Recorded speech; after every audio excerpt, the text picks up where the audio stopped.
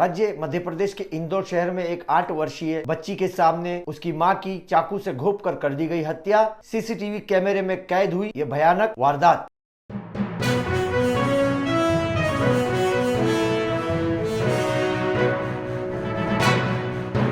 मैं अफराहिम मीर, आज का महानगर में आपका स्वागत है। राज्य मध्य प्रदेश के इंदौर शहर में भंवर कुआं थाना क्षेत्र में सिरफिरे प्रेमी ने अपनी शादीशुदा प्रेमी को चाकू से मारकर हत्या कर दी। ये महिला अपनी 8 वर्षीय बेटी को लेकर बाजार सब्जी लाने के लिए गई थी और वहां से घर लौट रही थी। आरोपी ने बात करने के बहाने महिला को रोका और फिर चाकू से मार कर वहां से फरार हो गया। पूरी घटना पास में लगे सीसीटीवी कैमरे में कैद हो गई है। टीआई संतोष दूधी के मुताबिक घटना पालदा औद्योगिक क्षेत्र की बताई जा रही है। ये घटना रविवार करीब 8 बजे की बताई जा रही है। महिला जो सागर निवासी है वैजयंती उर्फ संगीता से इसकी पहचान हुई है। बबलू आहिरवार इसके पति का नाम है, जो पालदा क्षेत्र में झोपड़पट्टी इलाके में रहती थी। इसका विनोद नामक एक व्यक्ति से प्रेम संग चल रहा था। मजदूरी करने वाली संगीता 1 माह पूर्व अपने पति को छोड़कर विनोद के साथ रहने लगी थी, परंतु वो एक महिला के साथ साथ माँ भी थी। बच्चों की याद उसे सताने लगी तो वो फिर से लौटकर पति के घर में आकर रहने लगी। रविवार के रोज वो अपनी 8 वर्षीय बेटी शिवानी के साथ पालदा